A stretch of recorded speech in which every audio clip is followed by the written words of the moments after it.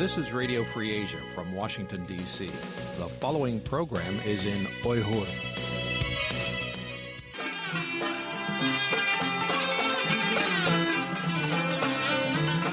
Erkin Asya Radyosu. Erkin Asya Radyosu.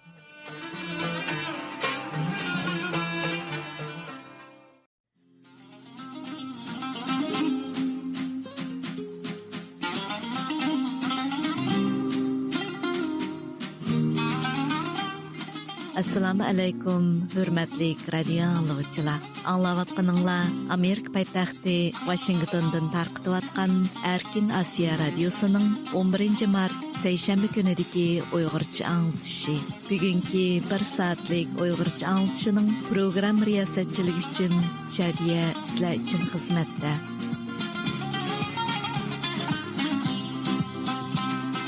Hürmetli radio anlıqçılar, programımızı bugün tövendikirek o'rinlashtirdik. Aldı bilan diqqatingizga bugünkü dünya vaziyatiga doir siyosiy, ijtimoiy ma'lumotlar, shundaqla yana Uyg'urlarga munosabatli iqlim masalalari va qiziq nuqtalar haqidagi qisqa xabarlarni sunamiz.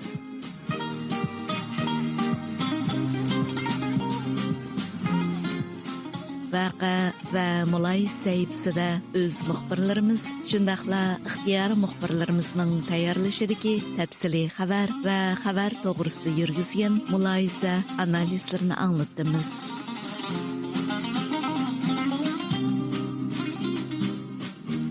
Aldı bilan o'z muxbirimiz Uyg'urning tayyorlashidagi qisqa xabarlarni diqqatingizga sunamiz. Qadrli radio anlıqçılar, növətdə bugünkü radio programımızı yaxtırıb anlığaysılar.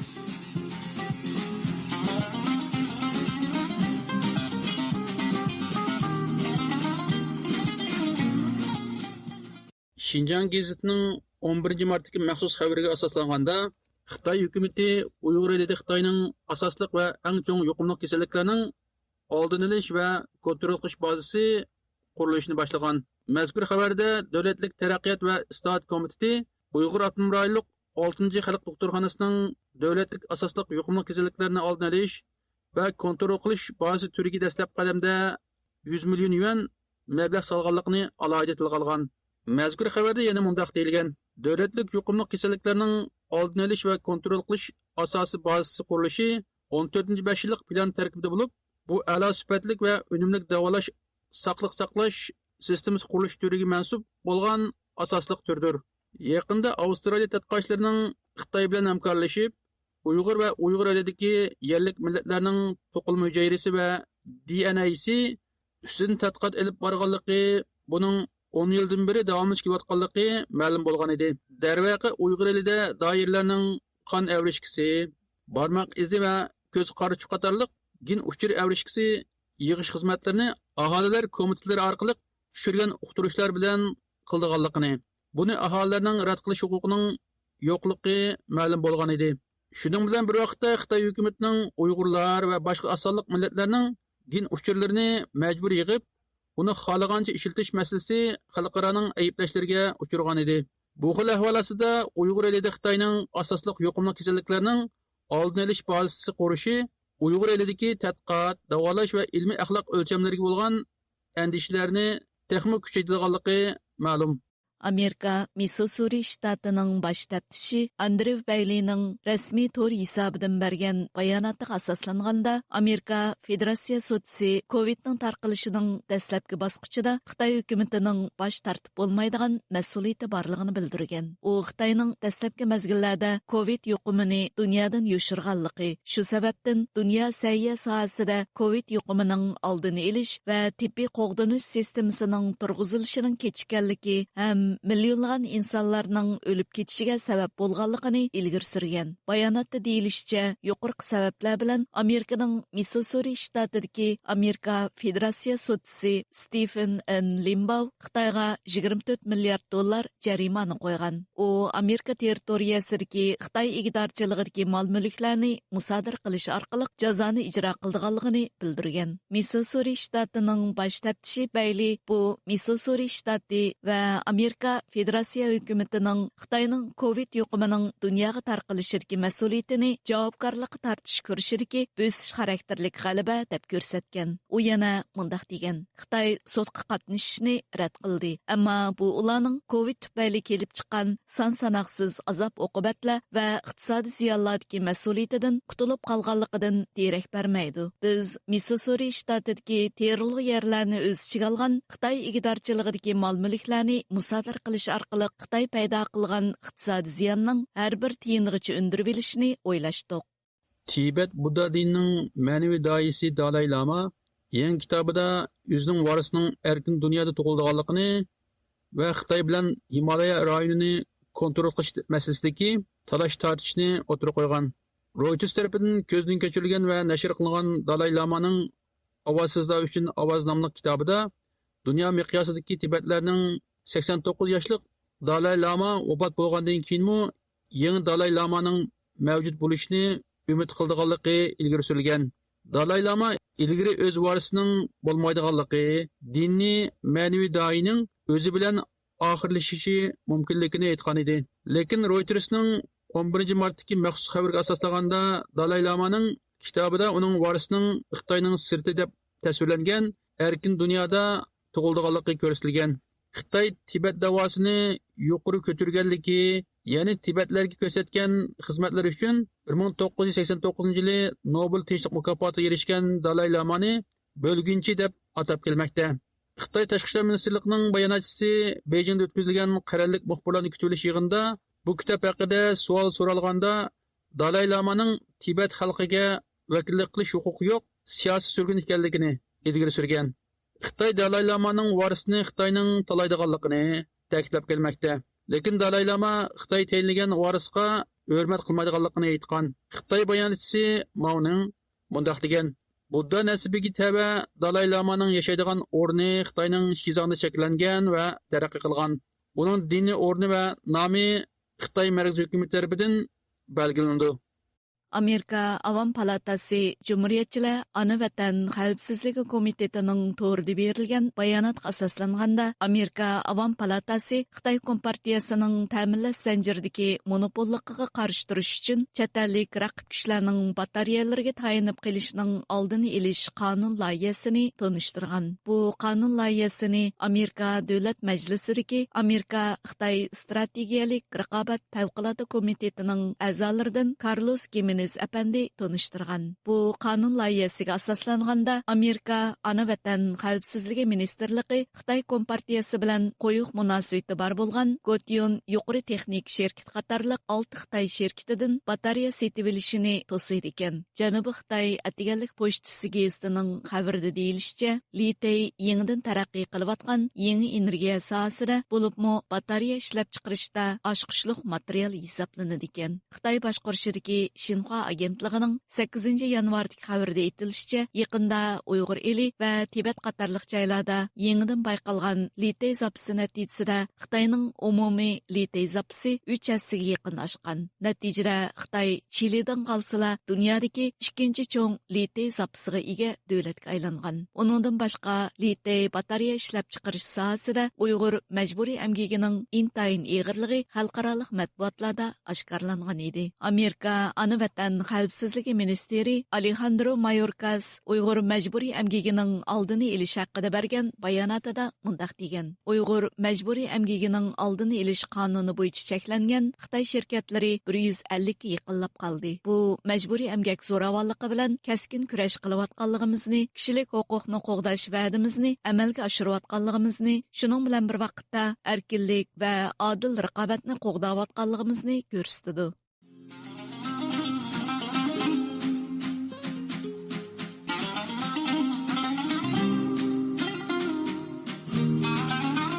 Hürmetli radio anlıqçılar, diqqətinizdə Amerika paytaxtı Washingtondan tarqıtıb atqan Erkin Asiya radiosunun 1 saatlik Uyğurca anlatışı.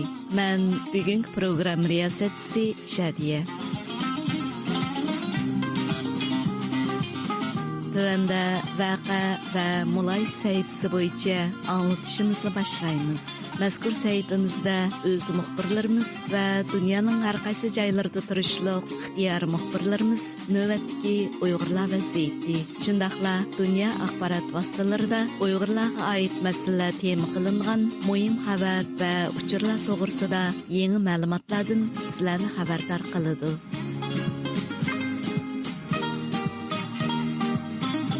Hürmetli radio anlıqçılar, qimamsa diqqətinizlər növbətdəki proqram məzmunda bolğay.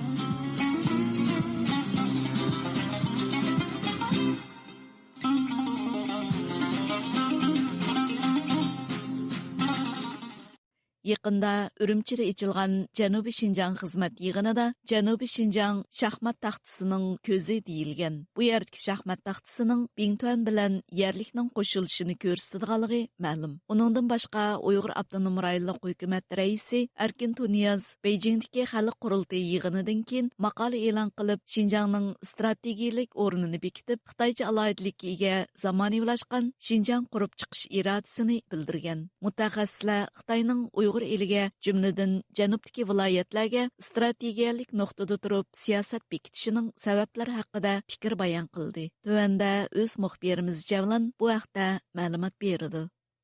26 fevral Ürümçide Janubi Şinjan xizmat yig'ini ochilgan bo'lib, yig'inga Uyg'ur Abdunum rayonlik partikom, Bingtuan va hukumat katiboshlarining hammasi qatnashgan.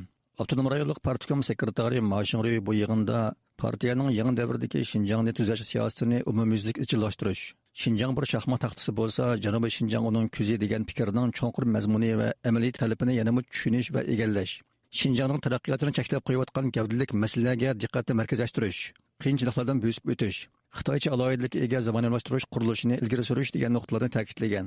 Mashg'uliyning bu yerda Şinjanning taraqqiyotini cheklab qo'yayotgan gavdalik masalalar degani janubdagi viloyatlarda masalalar hali ham mavjud deganligi bo'lib, mutaxassislar Xitoyning bu rayondagi nufuz qurilmasi va jamiyat muqimligi masalasini har doim birinchi bo'lib hal qiladigan masala qatorida ko'radiganligini o'tirg'a qo'ymoqda. Uyg'ur kishilik huquq qurilishi tadqiqot ishxonasi direktori Henrik Shajiviski Xitoyning janubdagi viloyatlarga kuchini markazlashtirishidagi sabab haqida to'xtalib, mundaq deydi. Primarily, this is a decision based on demographics.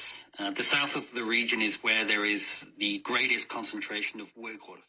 Oldi bilan Xitoy buni nüfus statistikasiga qarab bekitgan. Janubdagi viloyatlarda Uyg'urlar zich o'ltiraqlashgan. Janubni xitoylashtirish Xitoyning assimilyatsiya siyosatidagi oxirgi bosqich hisoblanadi. Xotan, Qashqar, Otish, Yarkan qatorliq joylar Uyg'urlarning tarix, madaniyat, ma'rifat va kimlik aloyidagi jug'langan yerlardir. Shunga Xitoyning bu joylarni xitoylashtirishga kuchab ketishidan hayron qolg'ili bo'lmaydi. China's assimilation campaign is no surprise. Mashinri yana Şinjanning muqimligini qo'llash birinchi vazifa deganni qayta o'tirg'a qo'yib, terrorlikqa zarba berishni qonunlashtirish ham doimlashtirish, uch xil kuchga zarba berishni kuchaytirish, terrorlikdan qo'g'dinishni butkul jamiyat miqyosida umumlashtirish, yangi davrdagi Fengchao tajribasida chingtirish ham uni taraqqiy qildirish deganlarni ta'kidlagan. Ma'lum bo'lishicha, Mashinrining Fengchao tajribasi degani jamiyatni asos qatlamda tuzash tajribasi bo'lib, bu tajribani o'rgangan yerlik doiralar kichik ish chiqsa pushtash kelish, cho'ng ish chiqsa qonun kelish, ziddiyat chiqsa yuqoriga ma'lum qilmaslik, xatar chiqsa sirq yaymaslik usulini qo'llanib, yerlik ommaning aktivligini qo'zg'ashga alohida kuch sarf qilgan. Saqchi organlari bo'lsa bu tajribani ilg'or texnika bilan birlashtirib, jamiyat omonligini qo'llashda yuqori unumga erishgan. Xitoy hukumatı o'tgan asrning 60-yillarda madaniyat inqilobida Jiangxi dilga qo'ygan bu tajribadan foydalanib, sinfiy dushmanlarga qattiq zarba bergan bo'lsa, bugun bu usulni atalmish terrorchilarga qattiq zarba berishga qo'llangan. Amerikadagi siyosiy analizchi Elshad Hasan apandi Xitoyning Janubiy Şinjan haqida maxsus cho'ng yig'in ichib, muqimlik va taraqqiyotni qattiq ta'kidlashining sabablari haqida to'xtaldi. Mushu 2016dan keyingi boshlangan Uyg'ur milliy qirg'inchiligining nishoni shu. Xotan, Qashqa. Maqsad bu yerdagi Uyg'urlarni butunlay ya aslimasiya qilib tugutish, ya qirib tugutish. Chunki Xitoy shimolda Qumol, Turpan, To'qson, G'uljidan, Vertala, Cho'chak 6 oylargacha keng ko'lamda Bingtuan orqali nopslarni yo'tkab, bu yerlarni asosan shallashtirib bo'ldi. Bu yerdagi Xitoy emas nopslarni asosan qo'rshovga bo'ldi. Shuning uchun Xitoyning nishoni janub bo'ldi. Bu yerda yana birsi Sharq Turkistonning bu janubiy Pokiston, Afg'oniston, O'rta Osiyo bilan tutishidi. Shuning uchun Sharq Turkistonni O'rta Osiyoga G'arbiy Janubiy Osiyo kengashdagi qo'li qilmoqchi. U yana Xitoyning janubdagi viloyatlarni nuqtaliq nishon qilishining tarixiy oq ko'rinishi va bugungi ahvolini bayon qilib mundoq dedi. Sharq Turkistonning janubiy asosan Qashqa bilan Xotanni nishon qilgan bu Xitoyning muhim ham shaxmat taxtisininki ko'zlaydigini shuningdan ko'rsatildi. Albatta buning tarixiy oq ko'rinishimi bor.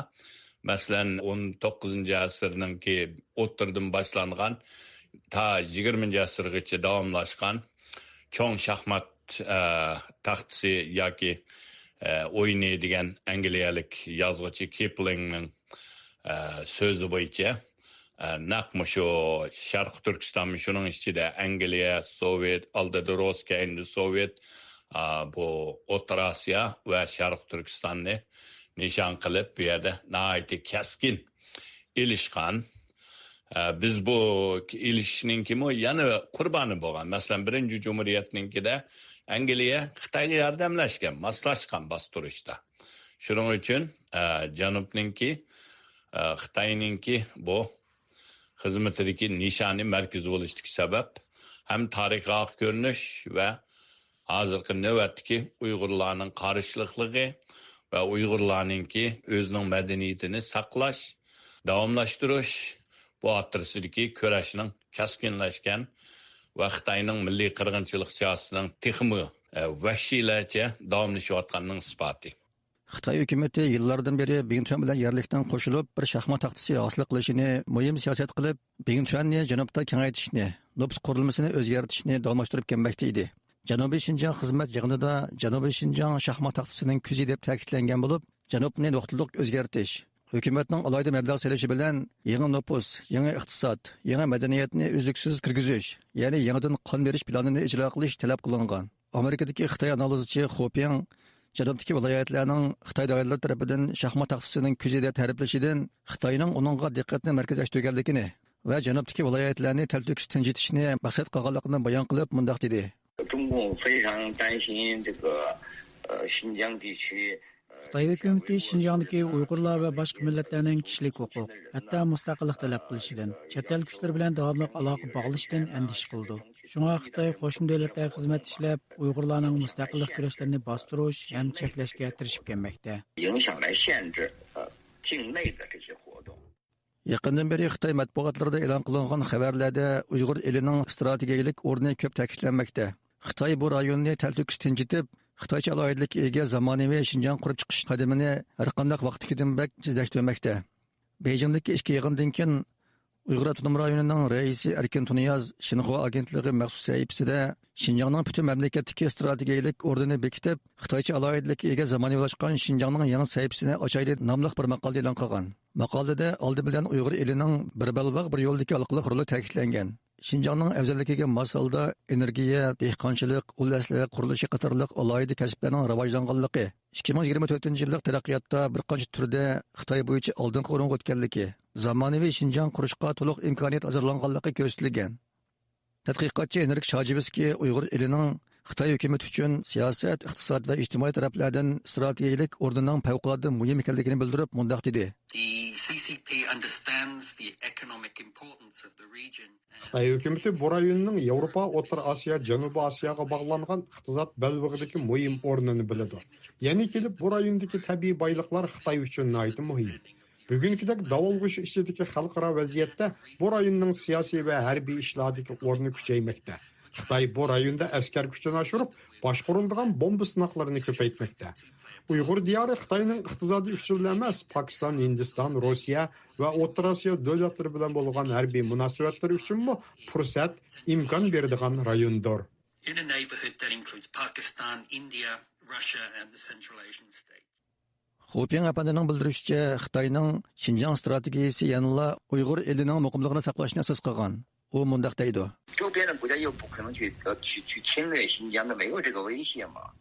Uyg'ur eliga hech qanday qo'shni davlat hujum qilmasa, uning strategik o'rni nemaga muhim bo'lib qoldi? Shu meningcha bu yerga nishon asosan Xitoyning ichiga, Uyg'ur va boshqa millatlarga qartilgan. Xitoy keyin urush qilib qolsa, Uyg'ur rayoni ochliq bazasi qilishi notayin. Chunki shikir Xitoydami ochliq ko'p chiqadi. Ammo Shinjongda Xitoyning yadro qurollari bazasi mavjud.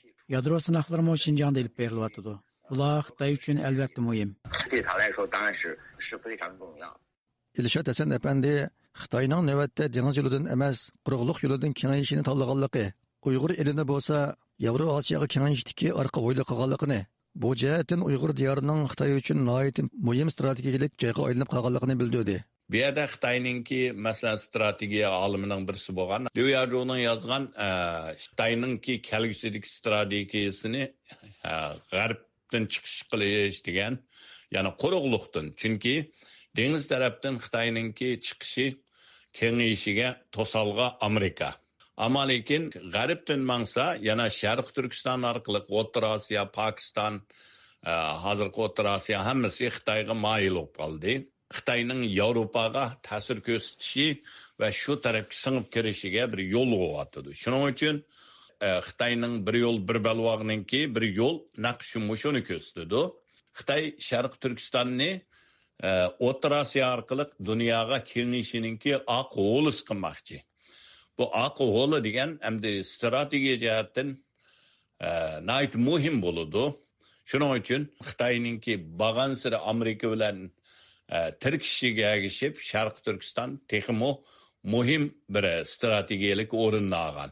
Shuning uchun Xitoy hozir tadrijiy holda Sharq Turkistonga milliy qirg'inchilikni kuchaytirib, Uyg'urni ajizlashtirib, Uyg'urni yo'qitma degan bo'lsa, yana bir tarafdan Xitoyni keng ko'lamda yo'tkab, u yerga mablag' selib, mablag'ga shu Xitoylarni ega qilib, shu orqali bu zaminni Xitoyning aqo'ylis qilmoqchi.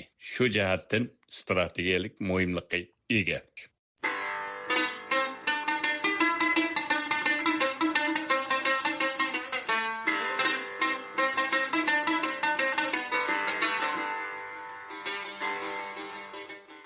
Uyghur elidan bevosita holda Angliyaning bir qancha muhim aeroportlarga yuk to'shaydigan havo yo'li yuk to'sh liniyasi barliq kelgandan beri tez kengayotgan bo'lib, kuzatuvchilar Uyg'ur majburiy emgak badaliga ishlab chiqarilgan mahsulotlarning Angliya bozoriga to'shilayotganligi bo'lishi mumkinligini bildirmoqda. Bu voqea Angliyadagi bir qism axborotlarda e'lon qilingandan keyin munozara qo'zg'amoqda. Tuvanda bu vaqtdagi tafsiliy uchurni o'z muxbirimiz Irodadan anglaysizlar. Angliyada chiqadigan Burnimiz kundalik xabarlar to'rida yaqinda Burnimiz aeroportining insoniyatga qarshi jinoyat badaliga ishlab chiqarilgan mahsulotlarning import markaziga aylanganligi haqida bir xabar tarqatildi. Xabarda ko'rsatilishicha, Uyg'ur elidan bevosita Angliyaning Burnimiz aeroportiga keladigan bir yuk to'shish havo liniyasi bor bo'lib, bu havo yo'li orqali to'shilayotgan yuklarning Uyg'ur majburiy emgaki badaliga ishlab chiqarilgan mahsulotlar bo'lish mumkinchiligi intayin yuqori ekan. Angliyadagi xalqaro qulluqqa qarshi turish tashkilotining tadqiqotchisi va programma yetakchisi Chloe Cranstonning radiomizga deyishicha, Uyg'ur elini bevosita holda Angliyadagi asosliq aeroportlarga tutashtiradigan 3 yangi liniya 2024-yili yozdan boshlab ochilgan. But our understanding is there's free cargo routes direct from Urumqi to the UK that have been set up in recent years. One is to Bournemouth. Bizning bilishimizcha, yaqinda Urumchidan Angliyaga bevosita boradigan 3 yuk liniyasi barliqqa kelgan bo'lib, bularning biri Bournemouthga, biri Walesdagi Cardiffga, yana biri Londonga keladi. Angliya allaqachon Uyg'ur majburiy emgakini o'z ichiga olgan, majburiy emgak bilan ishlangan mahsulotlarni to'kma qilib setish maydoni bo'lib qoldi. Angliyaning zamonaviy qulluqqa oid qonunlari asosan degudek kuchlik emas. Amerikaning bo'lsa ham tamojna beji qonuni, ham Uyg'ur majburiy emgakining oldini olish qonuni bo'lg'ashqa, Angliyaga kelayotgan bu mahsulotlarning Amerikaga import qilinishi cheklangan mahsulotlar bo'lish ehtimolligi intayin yuqori. It's very likely that products are coming to the UK that cannot be imported to the US. Bu haqda ilgari Politico gazeti tarqatgan bir xabardan qaraganda, bultur yozda ichilgan va Uyg'ur elidan Londonga qatnaydigan navbatchi yuk aeroplanlari har 2 kunda bir qatim qatnaydigan bo'lib, Xitoyning to'g'ri savdo supisi mahsulotlarini to'shiydi ekan. Arqadan oktabrda Cardiffga qatnaydigan yangi bevosita liniya ochilgan bo'lib, bu liniyada har haftada 3 qatim aeroplan qatnaydi ekan. Bultur bu liniyada 59 tonnalik elektronlik savdo posilkalarining to'shilganligi xabar qilingan. Uyg'ur elidan bevosita Burnimiz aeroportiga uchadigan liniya bo'lsa, bultur avgustda yo'lga qo'yilgan bo'lib, u haftasiga 4 qatim uchadi ekan. Uning tunji qatimliq safarda 58 tonnalik mal to'shiganligi xabar qilingan. Chloe Cranstonning deyishicha, agar Angliya darhol Amerika va Yevropa ittifoqiga o'xshash kuchli qonun belgilab, majburiy emgakka taqobil turmasa, bu ahvol texmi ig'irlashib mangdi ekan. And this situation is only going to get worse because the EU is also adopting new laws that will be... Bu ahval texmi yamanlashib ketidi. Chunki Yevropa ittifoqi majburiy emgak mahsulotlarini cheklashga doir qonun nizomlarini 2027 yildan boshlab yo'lga qo'ydi. Agar Angliya darhol kuchli qonun tadbirlarini bekitmasa, u holda u Amerika va Yevropa bozoriga kirolmagan majburiy emgak mahsulotlarini to'kma qilib setish maydoniga aylanib qilish xavfiga duch keladi. Urumchidan bevosita Angliyaga qatnaydigan bu yuk toshish liniyalarining ochiq oshkor holda yo'lga qo'yilishi haqiqatan bek yirginishlik. And the fact that these routes have been set up from Urumqi to the UK just so blatantly is just horrendous, really. Burnimiz kündülük xəbərlər torunun məlum bolışca, Uyğur elidən Angliyadakı asaslıq aeroportlarga bevosita qatnayotgan bu yük liniyalarida Uyğur məcburi əmgəki bilan bolğanğan məhsulotlarning boluş ehtimollığı Angliya Yuqori palata a'zosi Lord Altonning diqqətini tatqan. U bu masalani Angliya parlamentidagi munozirada o'tirib qo'ygan bo'lib, u shu kundagi so'zda Urumchidan Burnimizga boradigan liniyada toshilayotgan yuk aeroplanlarining qanchasi Angliya chegara xodimlari tomonidan tashirildi va ularning Xinjiangdagi Uyg'ur majburiy emgak orqali ishlab chiqarilgan mollarni toshimayotganligiga kapolatlik qilindi deb savol qo'ygan. Uyg'ur elidan Angliyaga qatnaydigan bu yuk toshish liniyasini huddiga olgan ikki havo yo'llari shirkati bo'lsa, Angliyaning Titan havo yo'llari va shundaqla Yevropa kargo shirkati bo'lib, David Elton va uning kishilik huquq komiteti hozir bu shirkatlarni o'zi toshiyotgan mollar haqidagi tashrish dokladini berishga istashning yo'lini izlamoqda ekan. Biz yuqoridagi ikki shirkatning axborot bo'limiga ilxat avatish orqali ularning toshiyotgan yuklardagi mollarning majburiy emgak bilan bo'lganligiga qanday kapolatlik qilayotganligini so'ragan bo'lsak-mu, ammo hozircha ulardan texi bir javob kelmadi. Angliyadagi Uyg'ur irqi qirg'inchiligini to'xtatish tashkilotining raisi Raima Mahmud xonimning radiomizga deyishicha, ular bu yuk toshish liniyasi haqidagi xabarni olgandan keyin hukumatning munosabatlik organlari bilan aloqa qilgan. Bu xabarni olgandan keyin biz ko'p qitim Angliyaninki savdo sanoat idorasi, ya'ni Trade Department, uningdan keyin Angliya hukumati millat vakillarininki bir qancha qitim Angliya shu parlamentda bu to'g'riliq savol so'ragan bo'ldi. Xatlarni yozgan bo'ldik. Hozirgacha aniq buningga bir javob ololmadik. Ammo buni biz to'xtamasdan surishtiryapmiz va hukumatga bu to'g'riliq besim ishlatyapmiz. Chunki bizning vatanimizda Uyg'ur majburiy emgakininki keng ko'lamda Xitoyning besimi bilan Uyg'urlarni qul qilib ishlatayotganlik bu bir reallik. Buni Angliya bilmaydi emas, biladi. Angliya hukumatimi yaxshi biladi. Bu aeroplanninki bevosita Urumchidan mol akilishi bu haqiqatan bizni aytib bir bahasiz qolayotgan bir masala.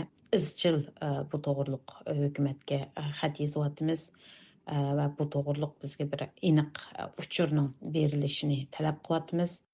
Xalqaro qulluqqa qarshi turish tashkilotidan Chloe Cranstonning ta'kidlashicha, ular hozir Angliya hukumatini majburiy emgak mahsulotlarini unumli cheklash uchun kishilik huquq muhiti qonuni va importni kontrol qilishga munosabatlik ikki xil qonunni ma'qullashga chaqirayotgan bo'lib, bu qonunlar amaliy kuchga ega ekan. So there's two different types of laws we're calling for in the UK. One is a Business Human Rights Environment Act, which is a human rights and environmental... Bu qonunlar orqali kishilik huquqqa kapolat qilolmagan shirkatlarni javobgarlikni ustiga ilishga majburligi bo'ladi. Bu ham Uyg'ur majburiy emgakini o'z ichiga oladi. Agar bir shirkat Uyg'ur majburiy emgakini ta'minlash zanjiridan chiqarib o'tish uchun qilishga tegishli barliq muvofiq tadbirlarni qo'llanmagan bo'lsa, ular buning uchun javobgarlik tartilish kerak.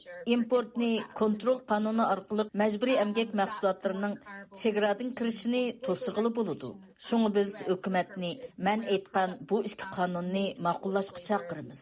Bu Angliya hukumati qila oladigan ish.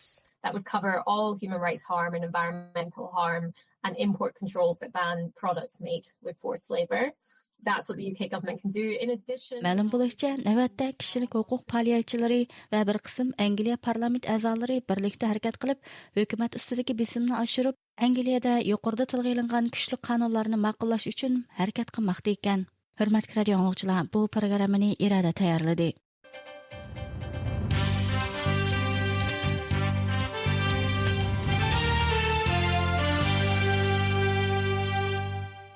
Yevropa Uyghur İnstituti müdiri doktor Dilnur Rayhan, Fransiyadagi lager şahidi Gülbar Celilova Paris sotiga Xitoyning chegara halqigan bostirish qilmishi ustidan qayta arz qilgan. 10 mart kuni bu munosabat bilan Parijda ichilgan maxsus axborot e'lon qilish yig'inida ular Xitoyning Fransiyadagi Uyg'urlarga emas, balki butun muajiratdagi Uyg'urlarga tahdid solganligini bildirgan hamda muxbirlarning bu haqdagi savollariga javob bergan. Navbatda ularning mazkur arzin sunishi bilan Uyg'ur masalasi Fransiyada yana bir qitim axborotlarning qiziq nuqtasiga aylangan. Tuanda Shveysariyadagi ixtiyor muxbirimiz Habibulla bu haqda tafsiliy ma'lumot berdi.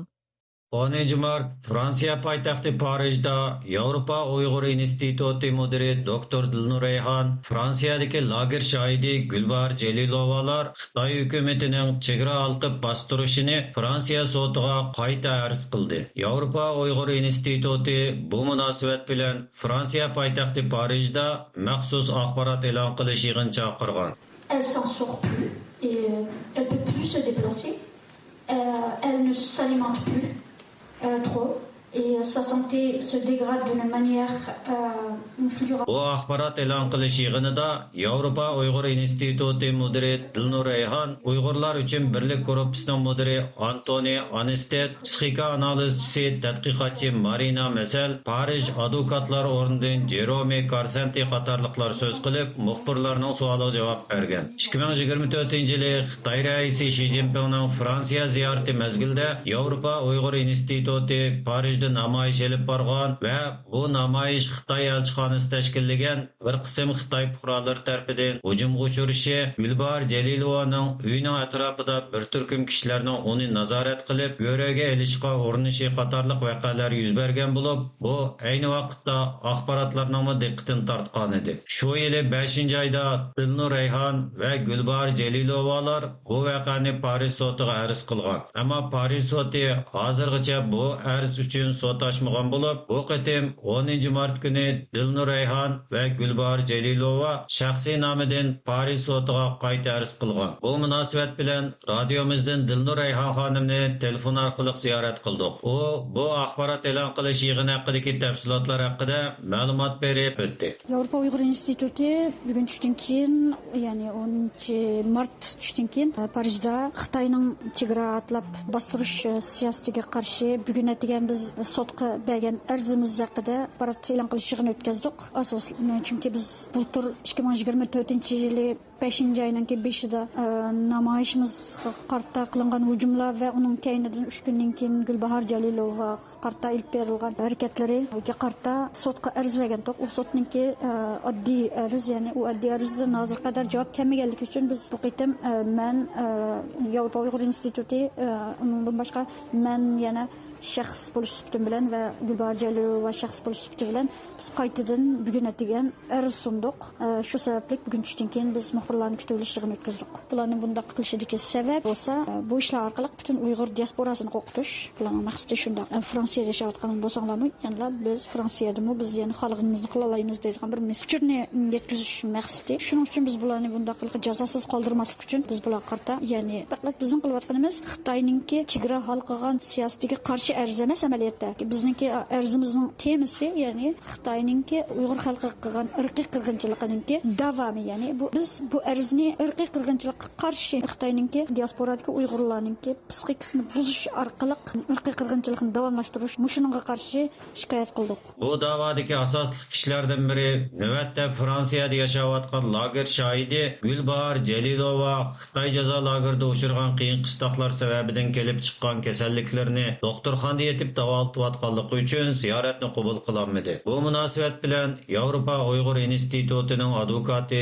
Jerome Karsantini ziyorat qildik. U Fransiya hukumati Xitoyning chegara halqib bostirishi bilan munosabatlik biror amaliy tekshirish olib bordimi? Nima sababdan Paris soti oldingi arz uchun texnik sot ochmidi degan savolimizga yozmachi javob berib, birinchi savolga hozircha javob bera olmaydiganligini, ammo ikkinchi savolga bo'lsa, buning Fransiya Xitoy orasidagi diplomatik munosabatlar sababidan bo'lishi mumkin ekanligini, buningga hukumat belgilagan maxsus bir taftish mahkamasi borligini va shularning qaror chiqardiganligini bildirgan. Bu savol qarta Dilnur Rayhon xonim Gulbar Jalilovaning uyining oldidagi tahdid solgan kishilardan birining Xitoy konsulxonasining xodimi ekanligini, Fransiya hukumati uni chegaradan qo'g'lab chiqarganligi bu Xitoyning faqat Uyg'urlarga qaratgan bir bostirish emas, balki ayni vaqtda demokratiyaning buyishki deb atalgan Fransiyada yuz bergan bu voqeaning Fransiyaning demokratiya qimmat qarashi va innovativga qilingan tajovuz ekanligini ta'kidlab, bu vaqtdagi ba'zi tafsilotlarni o'rtoqlashdi. Fransiya hukumatininki bu vaqtda aniq amaliy bir harakat ishlaganligini bilmaymiz. Endi bizga degani Gulbar Jalilova qarta berilgan 5-oydagi uyning oldidagi harakatga qatnashgan 9 Xitoyninki birisining diplomat ekanligini aniqlandi va Fransiya hukumati bu diplomatni qo'g'lab chiqarganligini dunyo gazetida e'lon qilindi. Bu xabarni shuningdan bildik. Fransiya tashqi ishlar va ichki ishlardan bizga Fransiyadagi Xitoyninki qonunsiz soqchi organlarininki nima taqdirlayotganligini degan bo'ldi bizga. Ochqashkara hech qanday bir nima e'lon qilgani yo'q Fransuz hukumatidan. Undan keyin Gulbar Jalilova va bir o'ndak Uyg'ur bilan birga biz namoyish qilgan Xitoyninki elchixonasininki o'rnining oldida tashviqot buyumlariga qizil bo'yoq chechib etgan. Ular meningki ustimdan sudga arz qilib, u arzi 2023-yil 7-oyda beka bo'lib ketgan. Lekin bu 2024-yil 6-oyda mening ustimdan bu arzni qayta echibdi. Qayta ochganligi uchun bizning chorshanba kuni 12-slar mening sotim bo'ldi. Parij rayonininki Evri degan yerda. Ata dunyo gazetida 100dan ortiq fransuz va xalqaro tadqiqotchilar, kishilik huquq organlari, fransuz siyosiy yo'llarninki imzo qo'ygan, 100 necha odamninki imzo qo'ygan bir maqolasi e'lon qilindi dunyo gazetida. Chegara atlab hujum qilish va bir tadqiqotchining fikr huquqiga hujum qilish mushu to'g'ri. Dilnur Rayhonning bildirishicha yana o'sha oyning 12-kuni Xitoy elchixonasining Dilnur Rayhon va Gulbar Jalilova haqidagi arzi bo'yicha sud ochildi ekan. Uyg'ur muhojirtida Xitoyning chegara olqib bostirishi ustidan tunji qatim arz qilganlar Fransiyadagi Uyg'urlar bo'lib, ular 2017-yildan boshlab Xitoyning chegara olqib bostirishini axborotlarda kun tartibga olib kelgan edi. Navbatda Fransiya axborotlarida Yevropa Uyg'ur instituti bilan Gulbar Jalilovaning birlikda Xitoy elchixonasi bilan elib borgan sud mahkamasi kurashlariga keng o'rin berilib, Uyg'urlarning Xitoy elchixonasini arz qilishi, Xitoy elchixonasining Dilnur Rayhon bilan Gulbar Jalilovani arz qilishi bir qiziq temaga aylanib, Uyg'ur masalasi Fransiyada yana bir qatim axborotlarning qiziq nuqtasiga aylangan. Bu programmani Shveysariyadan Habibullah Izchi tayyorladi.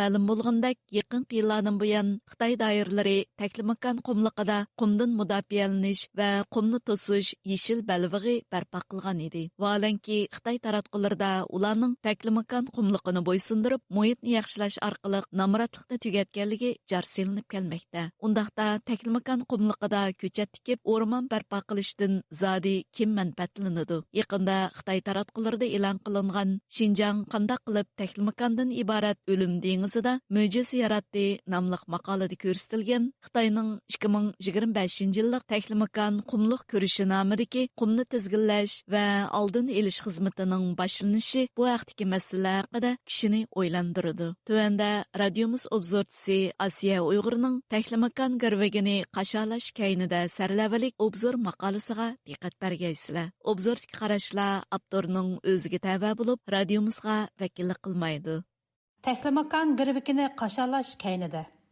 Xitoy xabarlari to'ri 11 mart Xinjiang qanday qilib Taklimakandan iborat o'lim dengizida mo'jiza yaratdi nomli bir maqola e'lon qilingan. Maqolada Janubiy Uyg'ur elining ko'plagan nahiya va shaharlarda 2025-yillik Taklimakan qumliq ko'rishi nomidagi qumni tizginlash va oldini olish xizmati boshlanganligi. Bu xizmatning o'tgan yili Taklimakan qumliqini qashalash oyoqlashgandan keyingi yana bir qatimliq cho'ng ko'lamlik qumliqni tizginlash harakati ekanligi bayon qilingan. Xabarda yana Qashqar viloyatining Moralbeshi noyasidagi qumni tizginlash va oldini olish xizmatida 200 lik yerlik aholining qumishni xam ashyo qilgan qumni tizginlash to'rini yasab, qumliqqa yetkazayotganligi. Maralbeshi nayisi 2024 yıldan buyan 600 ming mo qumliqqa bu xil 4 taraflik qumush tor yatqizgan bo'lib, bu yil yana 1,300,000 mo qumliqqa qumush tor yatqizishni plan qilganligi ko'rsatilgan. Bizga ma'lum bo'lgandek, yaqinqi vaqtlardan buyan Xitoy uchur vositalarida Taklamakan qumliqining 3046 kilometr uzunlikdagi girviki qashalanib, qumdan mudofialanish va qumni to'sish yeshil balvig'i barpo qilinganligi keng ko'lamda xabar qilingan edi. Xitoy manbali xabarlardan qaraganda, Taklamakanning girvikini qashalash harakati qumliqqa o'simlik terish, qumush yoki boshqa o'simliklarning g'azanlardan 4 taraflik o'simlik to'ri yasab qashalash, kun taxtasi yatqizish qatorliq turli usullarda elib berilgan. Amaliyotda 3046 kilometr uzunlikdagi qumliqni qashalash haqiqatan tasavvur qilg'usiz murakkab bir xizmat. Bu xizmatning o'ngishli tamomlanishi davlatning iqtisodiy va siyosiy jihatga qo'llashidan sirt, uzun vaqt, zo'r iqtisod va haddidan tashqari odam kuchi talab qilganligi aniq. Bu sababdan Xitoyning buncha cho'ng bir qurilishni qanday tamomlaganligi haqiqatan kishining diqqatini tortadi. Xitoy Markaziy televiziyasining 2024 yil noyabrdagi bir xabarda bir yil ichida Qashqar, Xotan, Bayonqulon qatorliq joylarda qumni tizginlash qatnashganlarning soni 600 ming odam qatimiga yetganligi xabar qilingan. Ammo bu kishilarning mazkur xizmatga fidoyilar yoki haqli shaklda qatnashganligiga doir hech qanday ma'lumot berilmagan. Bizga ma'lum bo'lgandek, Taklamakan qumliqining tarixda o'lim dengizi deb nomi bor bo'lib, dunyodagi ikkinchi cho'ng yo'tkilishchan qum hisoblandi. Xitoy boshqarishidagi Pingbay to'rining 2019 yil sentabrdagi bir xabarda, shuningdan bir qancha yil avval necha 10 minglagan yerli xalqning gami uy, qozon qumush va yemak-ichmaklarini dumbisiga tengib, moto bilan bu yerga kelib, fidoyilik xizmatiga qatnashadiganligi, hatto ba'zilarning gami uyi yo'q bo'lg'achqa qumning ustiga o'rin ko'pisini silibla uxlaydiganligi xabar qilingan. Xitoy hukumat uchurlaridan qaraganda 2012 yildan buyon faqat Makit noyisidilla 300 mingga yaqin fidoi ko'chat tikib, o'rmon barpo qilishga qatnashgan. Shundaqla bu fidoilar ko'kartgan yerlarning ko'lami 460 ming mo'ga yetgan. Darvaqa o'tgan necha 10 yilda Xitoy hukumati Taklamakanda qumni tizginlash, ko'chat tikib, o'rmon barpo qilish harakatini keng ko'lamda yo'lga qo'ygan. Xitoy bu harakatni muhitni qo'g'dash uchun elib borganligini jar solgan va bu harakatga necha yuz minglagan fidoyilar qatnashganligini faxrlanib xabar qilgan. Halbuki Janubiy Uyg'ur elining nüfus qurilmasidan qaraganda bu fidoyilarning Uyg'urlarni asos qilgan yerli xalq bo'lishi ehtimolga intayin yaqin. Ya'ni yillardan buyon Xitoydagi eng namrat xalq qatoriga tizib qo'yilgan Janubiy Uyg'ur eli va bu yerda yashayotgan Uyg'urlarning Xitoyning 3046 kilometrlik qum tizginlash harakatiga fidoyi sifatida qatnashganligi odamda gumon qo'zg'aydi. Pul tepib, jon beqishga muhtoj ahvoldagi namrat Uyg'urlarning Taklamakan qumliqida kunlab yetib qopib, fidoyilik xizmati qilishi hayron qolarlik ish emasmi? Ajaba bu Uyg'urlar rostilla Xitoy aytgandek fidoyilarmi yoki qul ishchilarmi? Navada bu kishilar rostilla fidoyilar bo'lsa, u holda ularning bu xizmatni qilish yoki qilmaslikni tanlash huquqlari bo'lishi, hatto bu xil fidoyilik xizmatlari ularning normal hayotiga hech qanday ta'sir ko'rsatmasligi kerak edi. Ammo Janubiy Uyg'ur elining realligiga nazar solgan bo'lsak, ishlarning Xitoy degandan boshqacharoq bo'lish mumkinligini taxmin qila olishimiz tas emas. Ya'ni 2010-yili atalmish markazning tunji qitimliq Xinjiang xizmat yig'ini ochilib, Uyg'ur eli Xitoyning 19 o'lka va shaharlarga nomratlikqa yordam berish nomida bo'lib berilgan edi. Ayni chaqda Janubiy Uyg'ur elining Taklamakan bo'ylari bo'lgan Qashqar, Xotan, Aqsu, Qizilsuv qatorliq joylar eng og'ir nomrat rayonlar qilib bekitilgan. Shundaqla bu joylarda nomratlikni tugatishning oldingi sharti diniy asabiylik va terrorlikni tugatish bo'lgan. 2013-yilning oxiri atalmish Fanxuju nomidagi bir siyosat yo'lga qo'yilgan. Hamda 200 ming Xitoy kadrlari asosiy qatlamga tushirilib, Uyg'urlarning o'ylariga ko'chib kirish va ularni umumyuzlik nazoratga olish boshlangan. Shu ishdan keyinlar Uyg'urlarning biologiyalik uchurlarining keng ko'lamda yig'ilinganligi, majburiy salomatlik tekshirish, majburiy ishga o'rlashtirish, majburiy kasb o'zgartirishlar orqa-orqadan o'tirg'i chiqqan. Buningga ergashib jazo lagerlari qayta tarbiyalash nomida o'tirg'i chiqib, Uyg'urlarga qartilgan keng ko'lamli tutqun qilish xalqaro jamoatga oshkor bo'lgan. Uyg'urlar ayni chog'da jamiyatda oshkora holda chetga qilib, jazolanmaslik va Xitoyning ishonchisiga erishish uchun cho'qim o'z maydonini aniq bildirishga majburlangan. Uyg'urlarning cho'shqa go'shi yeyish, cho'shqa beqish, Uyg'ur qizlarining Xitoy erlari bilan ixtiyoriy o'ylanish qatorli hodislarmi bu mezgillarda avj olishga boshlagan. Bundaq hodislarni Uyg'ur jamoati orasida hech bo'lmaganda 2010-yildan avval tasavvur qilish asla mumkin emas edi. Demak, Xitoy uchur vositalarida tilga ilinib kelgan qumliqni tizginlashga qatnashayotgan fidoyi ommalarning dal mushundaq sharoitda paydo bo'lishi gumonliq emasmi? Yuqorqilardan boshqa Taklamakon qumliqida ko'chat tikib o'rmon barpo qilishdan zodi kimning manfaatlanayotganligimi kishini o'ylantiradigan masalalardan biridir. Chunki Taklamakon qumliqini tizginlash va ko'chat tikib o'rmon barpo qilish shu yerdagi Uyg'urlarning hayotiga hech qancha foyda olib kelgani yo'q. Aksicha, muhit asrash nomidagi siyosatlarning olib kelgani Uyg'urlarning uy makonlarini chiqib tuzlashlar, yer zaminlarini tortib olishlar, boylik manbalarini talon-taroj qilishlar bo'ldi. Uyg'urlar bo'lsa dehqonchilikdan qul ishchi bo'lishga, o'z zaminlaridan Xitoy o'lkalariga ko'chishga, uni muazzab hatto Uyg'ur bo'lishdan iborat eng oddiy haqlardan mahrum qilishga boshladi. Yeşillikning kengayishi Janubiy Uyg'ur elidagi Uyg'urlarni azaytib, Xitoylarni texmo ko'paytdi. Demak, buningdan Xitoyning Taklamakon qumliqini tizginlash siyosati Uyg'urlarning yashash muhitini yaxshilash uchun emas, balki Xitoy ko'chmanlarga yashash muhiti hozirlashni maqsad qilganligini taxmin qilishga bo'ladi. Xitoyning Taklamakon qumliqini bo'ysundirib, muhitni yaxshilash haqidagi sapsatlari garchi namoratlikni tugutish nomida dag'dug'liq olib berilgan bo'lsa-mu, amaliyotda Janubiy Uyg'ur elida yo'qitilgani namoratlik emas, balki milliondan ortiq Uyg'urlarni lager turmalarga sulash, tili, milliy ma'rifi, madaniyatni xitoylashtirish va yo'qotish, qisqasi irqiy qirg'inchilik bo'ldi. Xulos qilganda, Taklamakon qumliqini tizginlash, qumliqni yeshillikqa va odamlar yashashga bo'ladigan joyga o'zgartirish to'limi go'zal bir orzu ekanligini hech kim rad qilmaydi. Lekin bundaq bir go'zal orzuni amalga oshirish, yerli xalqni o'z makonlaridan qo'g'lab chiqarish, ularni insoniy haq-huquqlardan ayirib tashlab, yer zamin va boyliqlarni tortib olishni badal qilganda, bu go'zal orzuning xarakteri irqiy qirg'inchilikqa o'zgardi. Agar Xitoy Janubiy Uyg'ur elini, jumladan Taklamakon qumlig'ini tizginlab, u yerning muhitini yaxshilashni yerli xalqning manfaati uchun elib borgan bo'lsa edi, u holda Uyg'urlar chetga qiqilmagan, jazo lagerlariga qamalmagan, qul ishchi qilinmagan bo'ladi. Hatto bugungi Uyg'ur irqiy qirg'inchiligi asla yuz bermagan bo'ladi.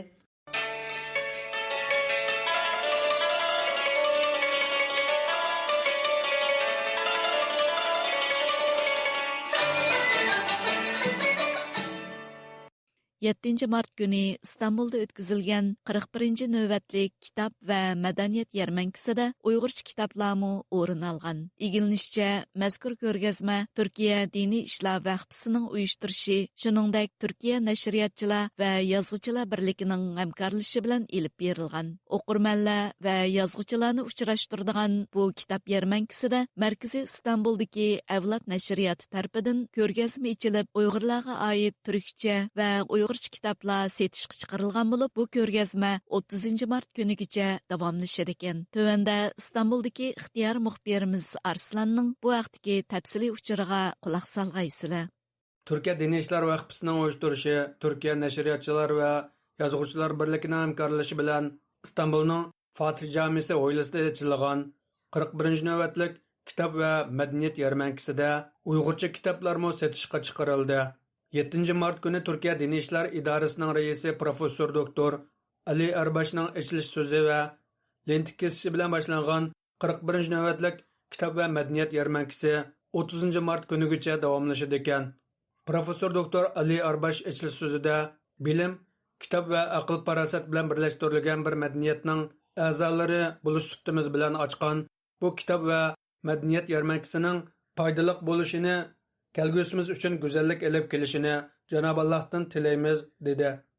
Bizler bilgiyle, kitapla, hikmetle bütünleşmiş bir medeniyetin mensuplarıyız.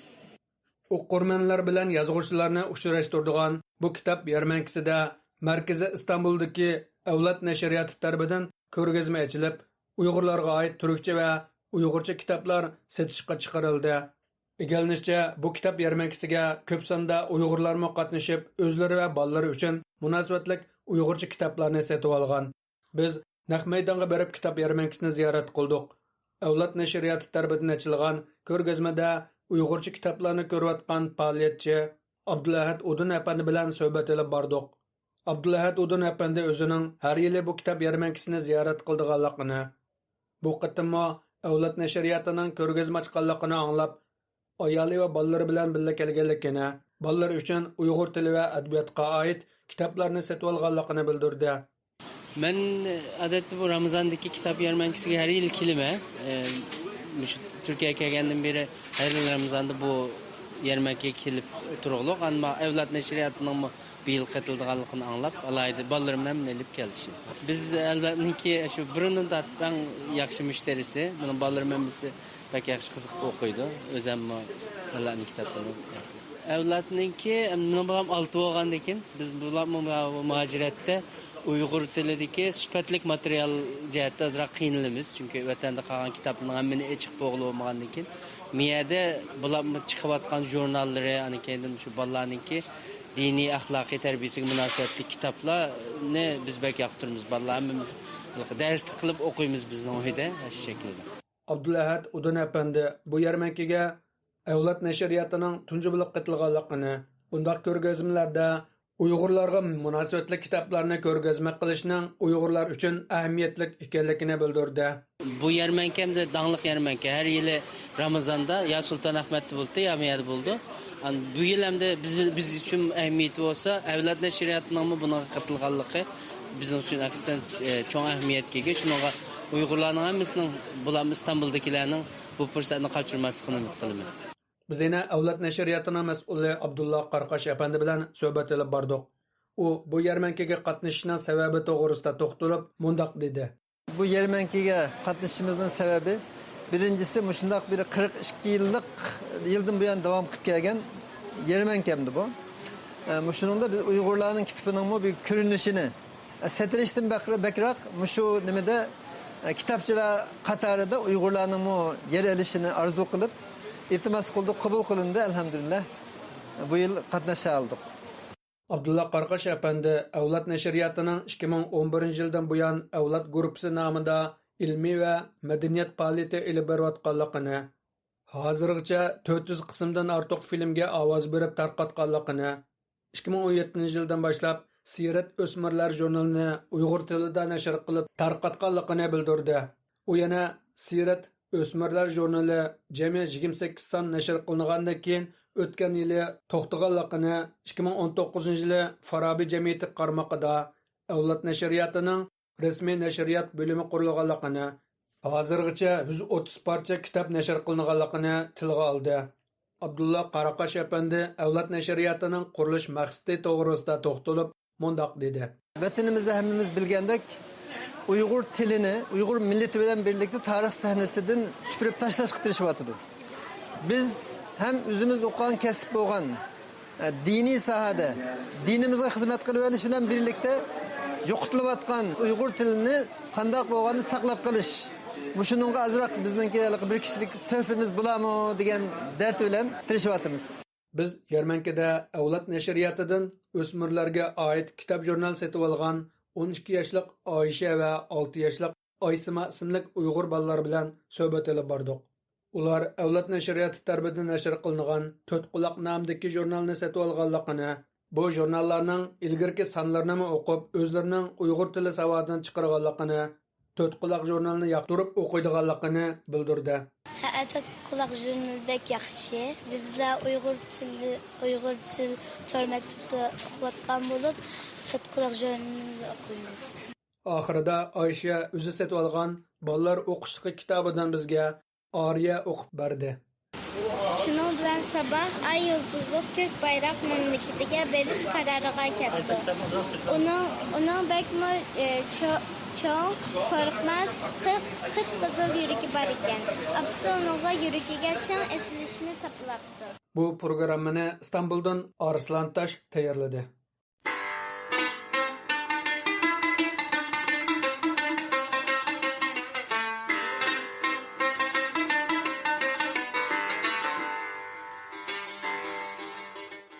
8 mart ayollar bayrami kuni Tokio shahar markazida Uyg'ur ayollarining ig'ir vaziyati tonishtirilgan. Igilnishcha bu kuni Yaponiya poytaxti Tokio shahrida muxbirlarni kutib olish yig'ini va namoyish faoliyati o'tkazilgan. Xitoy, Iran va Shimoliy Koreya qatorliq mustabid davlatlarning o'z xalqiga qarta ilib berayotgan besim siyosati bo'libmi, Xitoyning Uyg'urlar qaratgan irqiy qirg'inchilik siyosati va ba'zi davlatlarda davomlashayotgan urush jarayonida ziyonkashlik uchirgan ayollarning azob oqibatlariga qarta dunyoning diqqatini tortish maqsadida ilib berilgan mazkur faoliyatga ko'plagan davlatlarning ommaviy tashkilot vakillari ishtirok qilgan. Tuvanda bu haqda Anqaradagi ixtiyor muxbirimiz Erkin Tarim tafsiliy ma'lumot berdi. 8 Mart Xalqaro ayollar bayrami kunida Yaponiya Uyg'ur jamiyatining uyushtirishi bilan Yaponiya poytaxti Tokioda ko'plagan davlatlarning ommaviy tashkilot mas'ullari qatnashgan muxbirlarni kutib olish yig'ini va namoyish faoliyati o'tkazilgan. Mazkur faoliyatga Uyg'urlardan sirt Ukraina, Belorussiya, Iran, Berma, Kambodja, shundaqla Tibet, Janubiy Mongoliya, Hong Kong, Tayvan, Xitoy demokratchilari va Shimoliy Koreyaning vakillari bo'lib, ko'plagan davlatlarning ommaviy tashkilot vakillari ishtirok qilgan. Igilishimizcha mazkur faoliyat Xitoy, Iran va Shimoliy Koreya qatorliq mustabid davlatlarning o'z xalqiga qarata elib berayotgan besim siyosatining, bo'libmi Xitoyning Uyg'urlarga qaratgan irqiy qirg'inchilik siyosati va ba'zi davlatlarda davomlashayotgan urush jarayonida ziyonkashlikka uchragan ayollarning azob oqibatlariga dunyoning diqqatini tortish maqsad qilingan ekan. Namoyishchilar 8 mart kuni Yaponiya poytaxti Tokioning Shinjuku bekiti oldida muxbirlarga ma'lumot bergan. Arqadan Yaponiya Uyg'ur jamiyatining boshqarish hay'at a'zosi Dünya Uyghur Qurultayining Sharqiy Osiyo ishlariga mas'ul vakili Savutjon Mehmet Efendi mazkur faoliyatda so'z qilgan. U Uyg'ur ayollari uchrayotgan jismoniy va jinsiy zo'ravonlikqa qarshi butun dunyoni o'rnidan dast turishga chaqirgan. Savutjon Mehmet Efendi ziyoratimizni qabul qilib, faoliyatning maqsadi va nishoni to'g'risida tafsiliy ma'lumot berdi. U mundaq dedi: Bizning jamiyatga vakolatan bu faoliyatga qatnashdim. Men nutqimda garchi Xitoy 20 yilning oldida xalqaro ayollar yig'inini Bejingda ochgan bo'lsa-mu va Xitoyninki o'zining qonunlaridami ayollarning huquqini qo'g'daydigan qonunlar bo'lgan bo'lsa-mu, Uyg'ur ayollarininki huquqi nihoyat og'ir dafsana qilinayotganligini, ko'plagan Uyg'ur ayollar lagerda qilinayotganligini, majburiy tug'mas operatsiya qilinayotganligi va Xitoy ayollar bilan majbur to'y qilishga zo'rlanayotganligi degandek masalalarni o'tirib qo'ydim. Uyg'ur ayollar bir istutak yo'q, o'q zambirak yo'q, bir jangning ostida qilinayotganligini so'zladim. Savutjon Mehmet Efendining bildirishicha, bu faoliyatga har millat xalqidan bo'lib 80 atrofida kishi ishtirok qilgan bo'lib, hammasi qo'llariga o'z davlatlari va millatlarining bayroqlarini ko'tarib shuvarlar to'lashgan. Bu jarayonda Yaponiya axborotlarimi naq maydonga kelib, ularni ziyorat qilgan. Uning aytishicha, bu faoliyat Uyg'ur masalasi Yaponiya matbuotlarining kun tartibidan tushib qolayotgan bir ahvol ostida axborotlarning diqqatini qattiq ezilayotgan Uyg'ur xonim qizlarining masalasiga tortish uchun yaxshi bir fursat bo'lgan. Yaponiya Uyg'ur jamiyatining raisi Ahmad Letip Efendimi bu haqda telefon ziyoratimizni qabul qilib, 8 mart Xalqaro ayollar bayrami munosabati bilan uzun yillardan buyon nurg'un davlatlardan kelgan kishilarning bu faoliyatni davomlashtirib kelayotganligini, buning Uyg'urlarni faqat bilmaydigan kishilarga Uyg'urlarni tonishtirish uchun foydali bo'layotganligini bildirdi. Bu faoliyat dunyodagi har xil irqdagi, har xil iqlimdagi insonlarga o'rtaq bir faoliyat bo'lgani uchun bu faoliyatga qatnashadigan odamlar bo'lsin yoki yo'ldan o'tgan ko'chganlarningki, matbuotlarningki bu faoliyatga diqqat nazarini berish salmog'i bo'lsin, hali kuchlik. Shunga biz bu faoliyatga davomli har yili ishtirok qilishimizdagi maqsad odatda Uyg'urlarni bilib ketmaydigan, Uyg'ur masalasiga qiziqmaydigan, bilmaydigan insonlarga bu masalamizni anglitishninki bir fursati deb qarab bu faoliyatga ishtirok qilishdan izchil davomlashtirib kelyapmiz. Chet eldagi har qaysi ommaviy tashkilotlar uzun yillardan buyon har xil siyosiy va ijtimoiy faoliyatlar orqali o'z ovozini dunyoga anglatishga tirishib kelmoqda. Yaponiya Uyg'ur jamiyatimi barliq fursatlardan foydalanib Uyg'urlarning ig'ir vaziyatini tunishtirib kelmoqda.